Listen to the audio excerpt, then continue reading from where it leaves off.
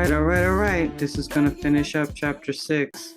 Holy Megillah, Nasarean Bible of the Essene Way. I'm sure if you've been watching my channel, you know how the title of the book. But this just in case you're just watching this one video. Well, we're at the end of the marriage of Joseph and Mary and the Immaculate Conception, and Gabriel has just broke down like a lot of stuff. I suggest you to watch those videos before this one. And he's right here at the end, verse 2:11. Gabriel's talking to Mary and Joseph. He says, "O Mary and Joseph, your son shall be consecrated from the womb unto his mission. Yea, he shall be dedicated from birth to the Nazarite order, being trained for the Nasarian priesthood. He will be of the ascetic order within the Nazarites, the order of Edenites, who abstain from the cutting of hair as a sign of special consecration to nature, though exception is made in the case of natural baldness or strong personal preference. Lo, the Edenites are of the army of the Green Lady Isha, she who serves the Lord and Lady as the angel of the earthly mother. And as Edenite from birth, Yeshua will be raised by their holy creed. Alcoholic drink stronger than wine shall never touch his lips.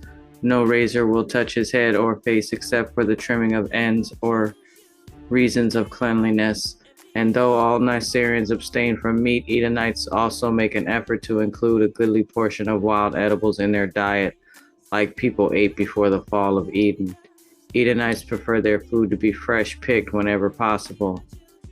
Importantly, they try to eat food that has been harvested justly by loving hands rather than the hands of angry, oppressed people for the profit of the oppressors. Yea, your son shall be an Edenite from the womb. After your milk, Mary, feed him raw eggs and fermented goat milk for strength, and uncooked fruits and vegetables for cleansing, and cooked vegetables and cooked grains for energy. And because he is to be raised as the Edenite, find wild herbs and fruits to include in his diet. Behold, his clothing shall be made from hemp, after the manner of Edenites. For behold, the Edenites wear the sacred fabric not only of high rituals, as does the entire Nasarian priesthood, but also as their daily garb. Hemp is the fabric of the army of the Green Lady Isha.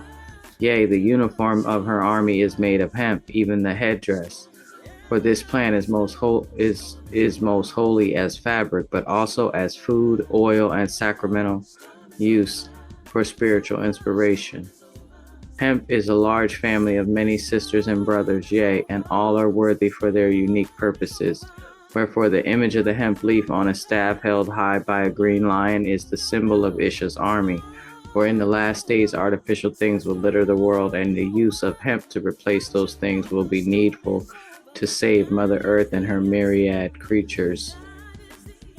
Yea, Edenites are raised to be soldiers of Isha, protecting nature from the hands of the spoilers, wherefore Yeshua will defend Mother Earth and will dance with the Green Lady Isha. Behold, the Edenite order is a branch of the Lions of Zion that is trained to do non-violent battle in the war for the destiny of this planet. And that war is between the naturals and the artificials. That war will climax in the last days. Because the Edenites are soldiers of the Green Lady Isha, they are also called Green Lions. Until the last days, all Green Lions will be initiated Nasarians, but in the last days, due to the ages of persecution, the Nasarians will be of such small numbers that the Lions of Zion will raise up an army of Green Lions that includes anyone who will fight for Mother Nature and is in harmony with the Green Lion Creed, Nasarian or not. O Joseph and Mary, your child Yeshua now comes to bring the teachings that will enable humankind to survive unto the last days. But the last days are in another age. In this first coming, you are the parents who will open the door, but here this is a mystery. In his second coming, which will be at the culmination of the last days, he will be birthed not by seed and egg, but by the prayers of his persecuted remnant. Yea, in his second coming he will come when the war seems lost, and will rally the remnant unto victory in the great harvest. And behold, in both of his first coming and his second coming, the Lady Christ will walk at his side. Right now, since it's not 10 minutes, I want to add one thing.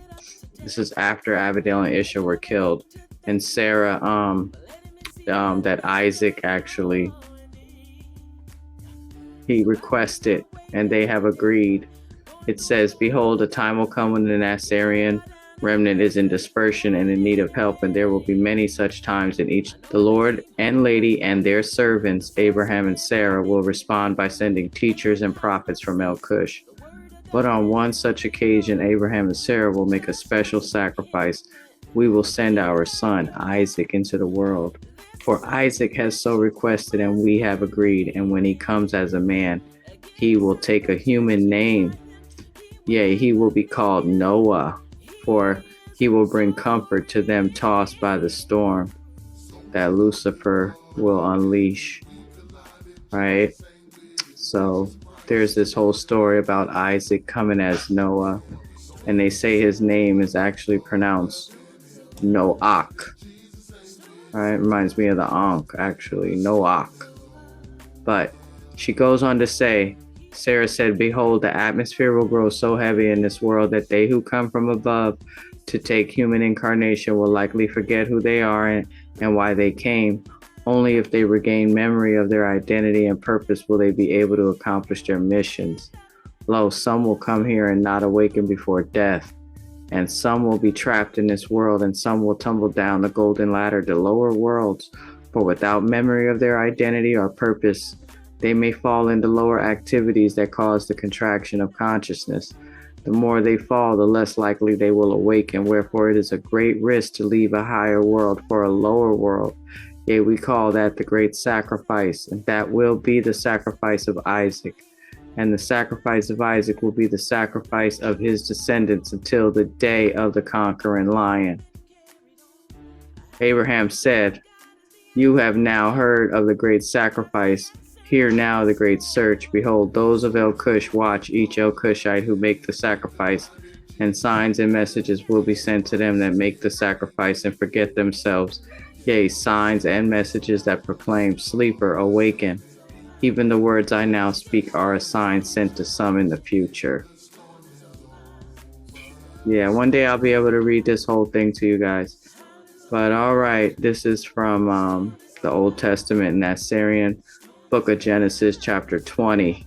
This is Abraham and Sarah came down to talk to them after Cain had killed Abel and his wife. Cain killed Abel and Abel's wife, Isha. And so Abraham and Sarah came to tell him what was going to happen because Lucifer was getting ready to get banned. That's what the whole Noah's, y'all got to watch that, the book of Noah, because the whole story of Noah in this version is kind of different. It was this island called Attila that got sunk. It wasn't really like the flood we heard about. It's kind of different. But all right, I'm going to get out of here, you guys. You guys got plenty of stuff to catch up and watch on my channel. Enjoy, and I'll be back soon. It's harvest time now. All right, thanks for watching.